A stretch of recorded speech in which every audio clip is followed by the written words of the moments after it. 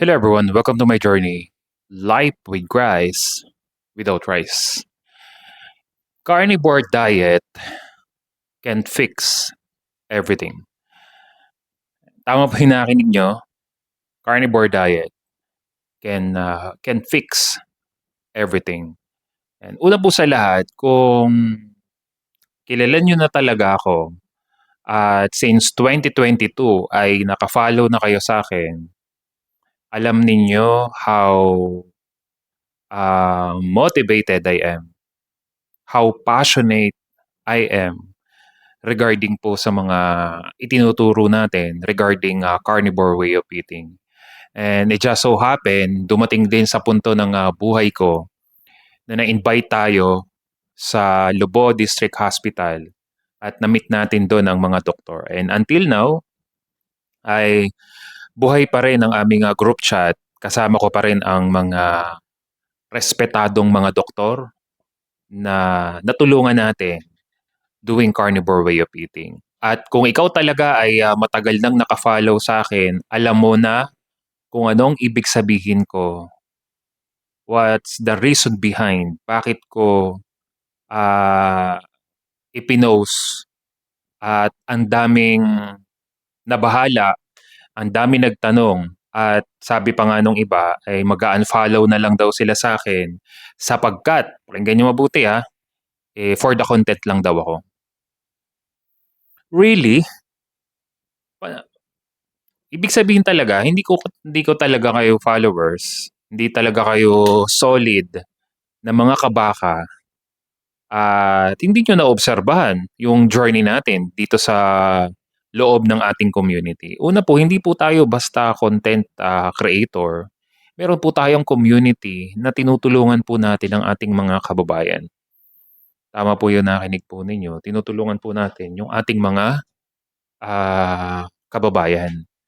Ngayon, una po sa lahat para at least maging klaro, ang daming nabahala, ang daming nag-PM sa akin, "Pastor, coach, ano pong nangyari?" Kung kung babasahin niyo mabuti yung post ko at titingnan niyo yung mga comment section, nandun na yung sagot.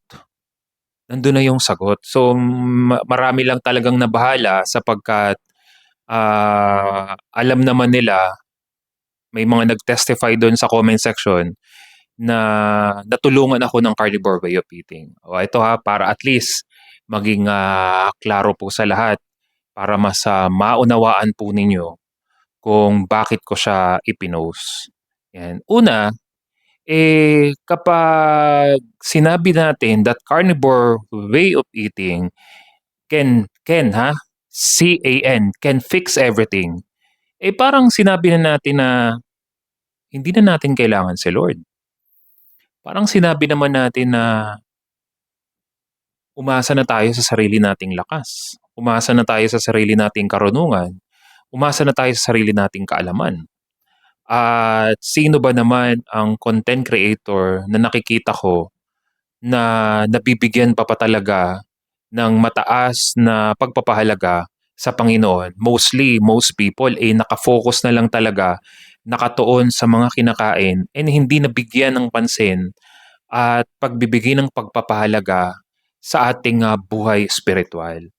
Sapagkat ibahin niyo po ako sa mga content creator na napapanood po ninyo sapagkat tayo po talaga tinutukan po natin ng libre yung ilan po sa ating mga kababayan na dumating na po tayo dun sa punto na naningila po tayo. At sa napakaliit na halaga, syempre pare-parehas naman tayo. Imagine naman ninyo from 600 na na presyo ng Himalayan salt, 'di ba nagkaroon na tayo ng naging mas mura na yung bigay natin. At nagbigay tayo ng malaking opportunity para sa iba dun sa mga gustong mag-reseller ng ating Himalayan salt. At isa nga sa mga matinding reseller natin ng pink Himalayan salt ay si Ma'am Girly Apelo from Davao del Norte. At saan nga ba? Sa Tagum City. Yan, kung di ako nagkakamali, Davao del Norte.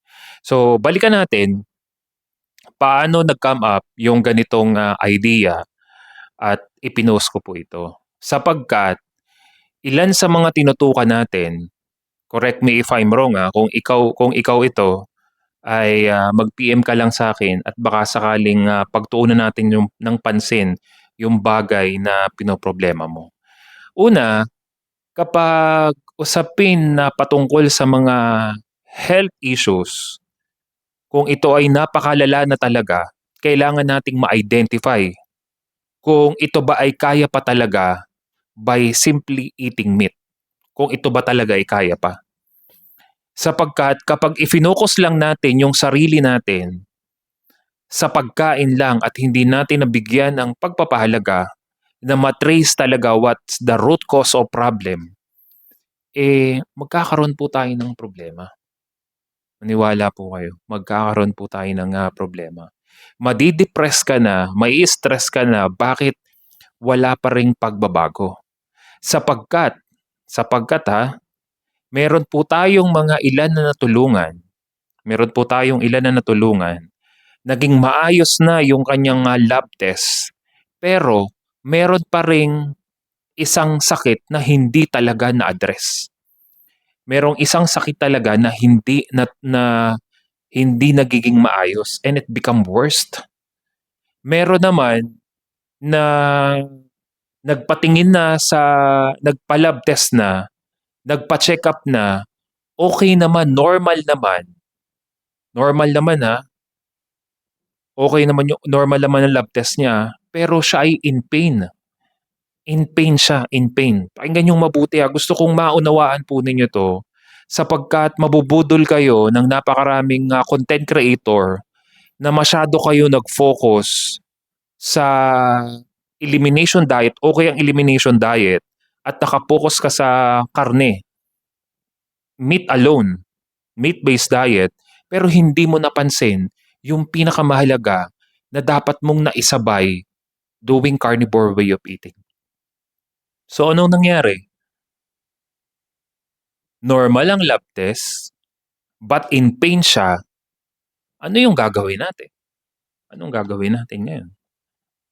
Sinusunod na niya yung pagkain natin, lumipas na ang 3 buwan, 6 na buwan, 1 taon, hindi pa rin siya na-address. Sinunod na niya. Nagbayad na siya ng coaching, but still, ganun pa din. So, nagkausap kami, pakinggan niyo mabuti nagkausap kami na sabi ko baka kailangan na nating magbago ng approach. Pwede bang malaman kung ano yung history ng family mo? Then boom, nalaman ko na what's the root cause of their problem. Kailangan na magbago ng strategy o yung mga dapat nating gawin. Sabi ko sa kanya, maybe kailangan na nating ipagkatiwala ito sa Panginoon. At wala na ako nakikitang dahilan para ano pa yung pwede pang maging solusyon, talagang idudulog na natin ito sa Panginoon. Pero nung sinasabi ko na itong bagay na ito sa kanila, na kailangan na nating maging mas malalim ang pananampalataya, matinding patitiwala sa Panginoon, naputol na yung communication ko sa kanila. Pero maniwala po kayo, the main reason bakit isinilang ang pangalawang community, ito ang Healing Hearts Community, sapagkat, pakinggan nyo ako mabuti may mga natulungan po tayo dito na hindi pa pumapasok sa carnivore way of eating by simply elimination diet. Elimination pa lang siya, nagtanggal pa lang ng mga pagkain at nag-focus ako to address talaga dahil wala naman siya talagang sapat na pera para sa carnivore way of eating. Nagtiwala ng matindi sa Panginoon, himala mula sa Panginoon, nagulat ako yung pinaka-main issue ng problem na address po agad. Compare sa 1 year, 2 years na, pero hindi pa rin ma-address para samantala nakafocus sa carnivore way of eating.